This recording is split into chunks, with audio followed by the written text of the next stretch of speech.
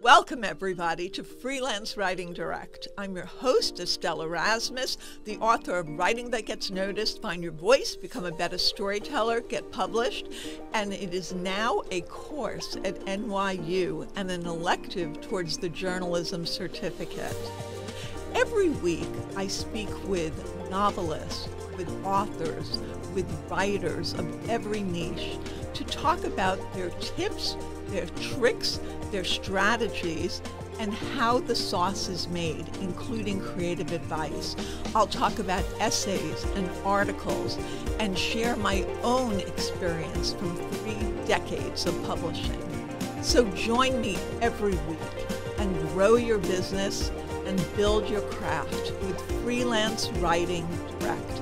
And don't forget to subscribe, rate, and review on iTunes, and follow along on Substack, where I share special clips for subscribers only at estelleserasmus.substack.com. Welcome, everybody, to this episode of Freelance Writing Direct. I'm your host, Estelle Erasmus, and I'm so excited today to have Carinn Jade with us. And she is the author of this debut novel, and it's a thriller, The Astrology House, which is so fantastic, and we're going to talk about it. But first, I want to tell you a little bit about Carinn. She is a lawyer, writer, and co-host of the Pop Fiction Women podcast. Her essays have been published in the New York Times, Daily Worth, and Motherwell. She has attended the GrubStreet Novel Generator, Yale Writers Conference, and the Northern California Writers Retreat. Carinn grew up on the North Fork of Long Island and lives with her family in New York City. The Astrology House is her first novel, and what a wild and fun and fascinating read it is, Carinn. So congratulations. Thank you. This is such a wonderful moment. We have known each other, kind of circled each other for so many years. And this is just a wonderful moment. It's one of those, wow, I really had this in my head, a moment like this for almost a decade. And it's real now. And I'm here and it just feels great. This is fantastic. And yes, we met like maybe a decade ago. I mean, our kids were very little. Yeah.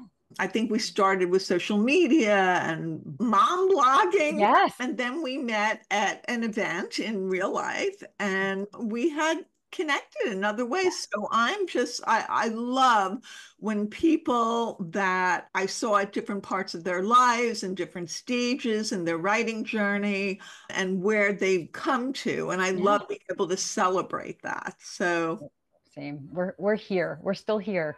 Exactly. We're here doing what we want to do, and it's wonderful.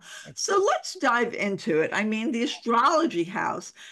First of all, you've melded your passion for astrology with the twists and turns of a very compelling thriller that really feels grounded in an actual high-scale travel experience. And the characters are so diverse. There's so many points of views. There's a lawyer, there's an influencer, there's doctors, there's people making transitions in their lives. You tie it all together with astrology, which is something I follow, I love. I'm a Libra. I love that. Aries moon. And, you also talk about tarot in here, and I read tarot cards. So this all is so fascinating. So, tell a little bit about what this is about in your little capsule version, and then the genesis of like how it all came together for you to meld your interests, because you couldn't write as succinctly and deeply as you do about astrology and tarot without having it be something you're passionate about. Absolutely. Oh my gosh. Thank you for that. That was amazing. I'm just glowing from hearing you say all of those things. And you really captured the essence of the the book, my experience writing it, my way finding it, it just feels like being seen on the highest level. And I love that you're an Aries moon, I'm an Aries sun. And I see the Libras are beautiful and ethereal and care about those things and project those things. And I see it all over. So I love that. Yeah. So, okay, where to start? I Wait, think what's your sign? We have to I'm, Aries sun, but I'm a Capricorn moon. Okay. Very, very rigid, very rigid. So Aries sun, but Capricorn. Oh, well, but Capricorn improves as they get older. Like, I have found that, right? The goat that makes its way up the hill. yes, Yeah, I have found that it is, some people say kind of late bloomer, whatever, getting to the top of the hill, the persistence that it takes to get there. Yeah, I have found that to be true. And I yeah, feel more in my Capricornness than I ever have. So I get yes. that. I love that. Yeah. Yes. Yeah. So the Astrology House is about four couples who leave Manhattan for the North Fork of Long Island on an astrology themed retreat. They all have, you said some of them are in transition, some of them are wanting things. All of them are either ready to break out or ready to go to the next level in some way, shape, or form. And while all of them do not believe in astrology, some of them are very skeptical, some of them won't even go into their readings, some of them want to just refute it, others are desperate to believe that there is something to be told that will help them on their path. So, and while they don't all believe necessarily, they're all willing to go and talk to someone in a private room, kind of reveal their deepest desires and maybe their darkest secrets to this stranger to them, and see kind of where it takes them. It does not take them to good places. As you mentioned, it's a thriller. Someone does die at the end, and it's deeply psychological, domestic suspense as well. So lots of this, there's best friends, there's brother and sister, there's a lot about family origin. There are married couples that are doing well, there are married couples that are not doing as well, and so there's a lot of drama. There really is. And I love how you set it up with kind of each person had a problem that they were wrestling with. And I'm not going to give too much away, but it was really clear. And you would say things in the book that would give a little bit of a clue to the character. Like Mm, another one would say, oh, she was always so controlling, or she always, had this way of looking at things. And I thought, yeah, okay, giving those little signs. yeah, And the head person, the person, it made me think of one of these, like White Lotus, like one of these yeah, series. This could yeah, easily be a series. Any yeah, you producers like that. out there? Yeah. And this is set within 3 days, and Yeah, so much happens within 3 days. But I think that what happens is the person who is setting it all up, the astrologer who is setting up this experience for people, has her own secret, yes, her own problem to solve, and yeah, it's a big one. And yeah, you also throw in a time constraint, which I love time constraints in novels yeah, because that creates a dramatic stake. yeah, So I'd love to know about how did you make these decisions of the yeah. beats and of, the drama thrown in and the time constraints? Yeah, I mean, I had just read, it was in the pandemic, early-ish in the pandemic, and I had read Flowers in the Attic, The Guest List, and Leave the World Behind, just coincidentally back to back to back. And there was something in that stew of a brother and sister, a weird house where there's lots of secrets, getting away, Leave the World Behind, and The Guest List. One is a wedding, the other is just a weekend away. There was something about it that really just all combusted in my mind together. And I had had astrology on my mind otherwise, from the Real Housewives of Beverly Hills, actually. And for any reality TV fans out there, they had just, again, in the pandemic, had just had an astrologer party at Erica Jane's house. And all of these things were kind of swirling in my mind. But the time constraint of the weekend was an easy choice for me. I thought, they're not going to get away for a long period of time. This is just a short getaway. But the ticking time in my mind really came well before all of these elements came in. And it was an interview with an author on my podcast, Pop Fiction Women, as you mentioned. At the end of every episode, we ask about astrology. We ask what your sign is. And some people, just barely, they know their birthday and we provide their sign. Other people know a lot. They know their whole chart. Others have stories about a tarot reader, about a psychic. We've had so many amazing stories come out. One of them was that a woman was told when she was going to die. And so I thought, well, isn't that the ultimate time constraint, right? What do you do when you know you've been given that time? Do you believe it? Do you not believe it? And all of that kind of came together with these elements of the skeptics that are going on this weekend, the people who are desperate to believe. What if you weren't desperate to believe? All of these questions kind of came colliding in my mind for this story. I mean, to me, there is such craft involved in the writing of this because not only did you give each of the characters their POV and their problem, their, dilemma, something they're dealing with, you also gave it to the person creating the Yeah, experience. You also threw in the really dire issue of being told when to die, and yeah, actually not just from not one of the characters but the main yeah, person setting this all up, so yeah. that there's something there It to has to prove, happen. to Yeah, do, to happen. yeah, And it's such a page turner, and what I noticed is the chapters are not long. yeah. They are pretty short. And by the way, you mentioned Housewives. I'm a huge fan, I and love that. in Writing That Gets Noticed, I talk about how I love to get rid of writer's block by watching like bad reality Yes, or their problems, and then learn, it makes it easier for absolutely. me. Absolutely. That is my literary go-to is reality TV. The drama is so built in, the storylines are all there. It is.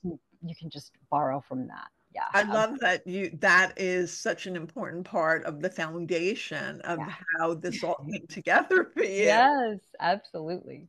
So in terms of the POVs and the shorter Yeah. chapters, did you have like a model for that or a plan for that? Yeah. So I love short chapters myself. I actually ended up when I in first draft, I think these chapters are maybe like 15, 16, sometimes up to 2,000 words. In my first draft, they were 800. I was kept them really slim. I'm an underwriter. I have to go in and fill in the story. So I was just moving from beat to beat. But because all of these, there are many points of view, there are five, but they are all in the same place. They're all interacting with one another. So you could learn about another character in someone else, in say Renee's point of view or Margot's point of view, you're learning a lot about her brother Adam, and in Adam's point of view, you're learning about Amy. So I each chapter could do double duty, and so it didn't feel too head spinny when I changed POVs kind of quickly. But I love short chapters, and I love multi POV. I love the idea that we're never quite getting the story right because you will see the same thing happen or a similar thing happen in one person's point of view, and then the other person's point of view, there's a different take on it, and that just fascinates me. That's It's really, very real life. and it's really interesting to me that yes, you have male characters, but the real strength, Yeah. like I felt the female characters really took the lead here, much like they would in Housewives. Yes, yeah, absolutely. That's right. Yeah, that was very intentional on my point on my part. I still feel like women are still reaching to get their voices heard as much, to get equal time, equal share, equal pages with male authors, with male points of view.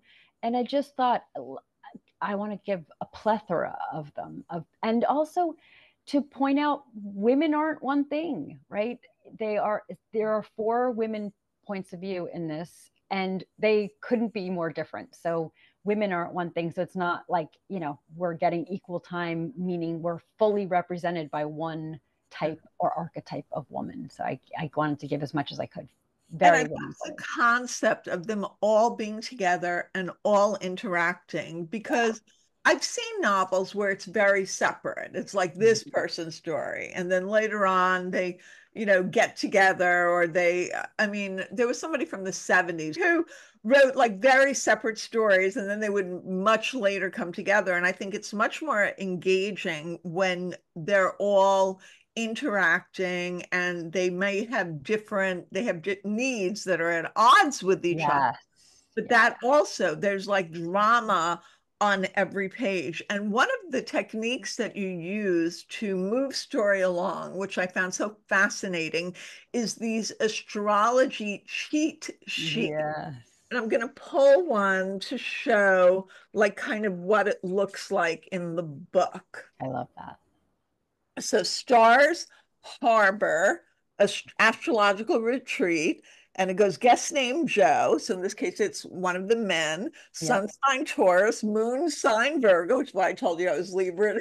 Rising sign Sagittarius, his age, and then his occupation, politician, senator, relationships to other guests, married to Farah, and special notes. And special notes is very important because that is clue to character and Yeah. to the drama. Yeah. Weak first house, does he have real potential as a leader? And Yeah. that becomes unveiled. Yes. So, how did you come up with that? I call it a plot device, and I think Yeah. it's a fabulous one. I actually was referring back to it when I Yeah. Yeah. was reading pages. Good. Oh, I love that. That makes me so happy. I those came later on. After I developed the story, after I developed the characters and their arcs, I thought I do want these touchstones. It is hard to remember. I'm asking the readers to do some work here, to keep track of people and their connections to one another. And I can ask you to do work, but I can also help you. And so I thought those were helpful touchstones. I had no idea Atria would design such beautiful pages to go with them and having the signs next to them, their symbols. I love that. They were just a Google Doc when I when I made them.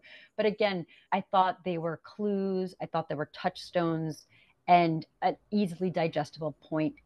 And you get them, they're interspersed throughout, the first maybe 100 pages of the book. So it's sometimes those are the times when you go, wait, again, who was that? And then just as you turn that page, maybe there's Amy's cheat sheet. And so you get to a reminder for yourself. I love that. Yeah. And so you're a lawyer by trade, right? Yes. Yes. One of the key characters in the book, Margot, whose brother is Adam, who's married to Ted, who has Yes. interactions with all the women. She's a lawyer, kind of a high-strung lawyer who wants Mm-hmm. something very much. She wants to be a Yeah. mother. Yes. And you also have characters who are mothers, who are maybe taking on the mantle of motherhood as like, oh, it's perfection, or showing that motherhood is not the only definition, or losing oneself in motherhood. And you're a mother as well. So, Yes. how much of yourself did you sprinkle in to what all a these female characters? what a great question. Yeah, I definitely sprinkled in bits of myself for sure. And the wonderful thing about having multiple points of view is I could not only sprinkle in a little bit of myself, I could actually sprinkle in the opposite of myself.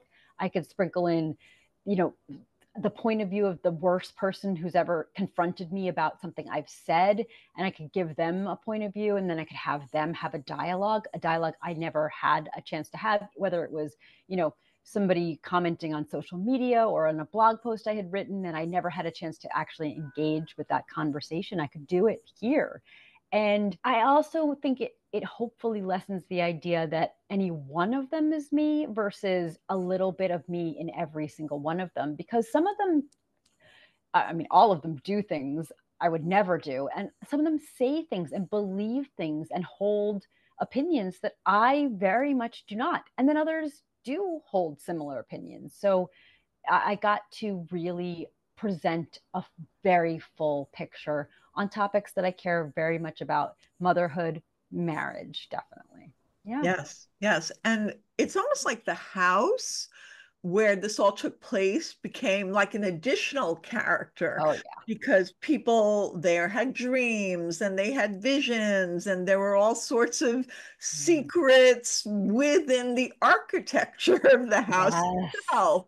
Yes. And I just thought that was such an interesting choice as well. How did you come to that decision? Yeah, that one came directly from my own personal experience. My grandmother, I grew up in Queens. My grandmother took us out to the North Fork of Long Island. At the time when I was young, it was a lot of farms. And she took us to this old 1800s farmhouse, and it had all of these now defunct, but things is, characteristics that I had never seen. I'd grown up in an apartment, so I had no idea. There were dumbwaiters, there was a bomb shelter, there was an intercom that would just spit out static every once in a while for no reason. It felt like a ghost.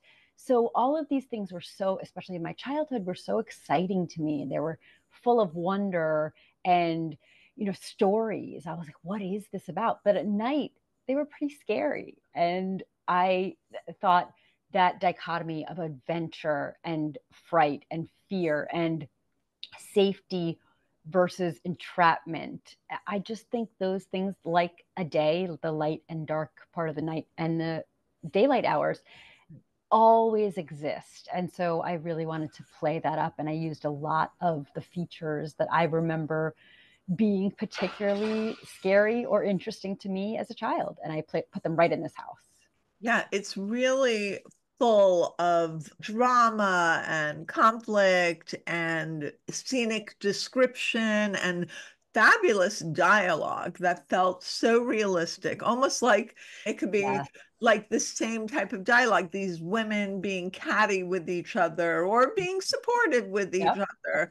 And, men doing toxic masculinity things Yeah. and Yeah. all that. One of the things I say when I work with a student on their dialogue, and I say, it needs to feel authentic, like it's not just this made up kind of thing, and it just really flows together. And you also imbued each character with their own particular personality traits that you then employed in the dialogue. So, for example, if somebody was more controlling, then they would speak to someone in a more controlling way. And Yeah. so I just thought everything kind of followed through. The threads were really connected Oh, throughout.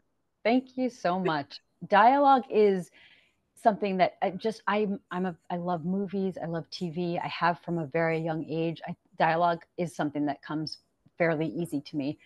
Building up setting, those things, that's revision, revision, revision. Dialogue is just more natural to me, which is, everybody has the things that are easier and that come easier and the others that are more challenging that we rely on in revision. And it's very nice to hear compliments on my dialogue. So thank you.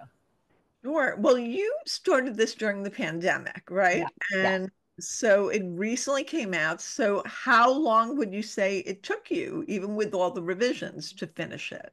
Yeah. So I wrote it in stages. I was part of because it was the pandemic and there were availabilities and opportunities online that I would never have had. I got to be part of the GrubStreet Novel Generator. GrubStreet, which is in Boston. It's a very highly esteemed program. And I got to do that online. And so I wrote the first draft of this novel very quickly. I think it was like 3 months. And then I put it aside for some time. And I almost thought about giving up on it when the show White Lotus came out. And I thought, oh no, this is exactly what I'm trying to portray. And so I picked it back up again. I worked on it for a few months. I thought it was ready. I was very cautious with my querying. I sent it out to a very small, I'm talking about like 2 or 3 queries, which I don't, is not the common practice. And it's not the suggested way of doing things, but that's the way I did it. And I was getting full requests immediately, but then they would come to pass on it. So I thought, okay, I've got a good idea here. People are jumping at the idea. Really well-known agents are writing me back immediately asking for a full, but I'm not executing yet. So I took it back, I didn't query anymore. I brought it back to myself. I asked more readers. I looked at it with fresh eyes.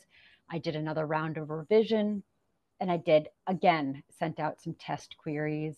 I did that probably. Wait, I'm going Yeah. to pull back a minute. Yeah. What did you feel that needed to be addressed that you did in your revision? Oh gosh, it wasn't anything in particular. It was just folding over on itself. It needed more time. It needed, again, fresh eyes. There wasn't anything, even in that first draft. I have like 4 or 5 novels in the drawer. I knew how to write a novel to a fairly, you know, good extent by the time I was writing my first draft. It just needed to be better. Okay. It needed to be better. Their driving lines needed to be clear. Their desires needed to be set up right from the start. It was a lot of moving things around. The hardest part for me is, now that I've written so many novels and I've gotten down the basics pretty strongly, is anticipating reader reactions and when readers need to know certain things. There are some scenes that come early in this book that came very late, and there are scenes that came very late that were in the very first chapter in additional drafts. So I was losing steam, I was losing tension in the way that it was scenes were moving around. That was something that I got from reader feedback. And so that was a lot of my revision, was moving things around, and again, kind of distilling or folding things over on itself, making it stronger and clearer with every round. And then you did that, and then what happened? And then I went out again, and I again was very cautious. I sent it out to maybe 3 agents, and they all wrote back just as the others had, immediately requesting fulls.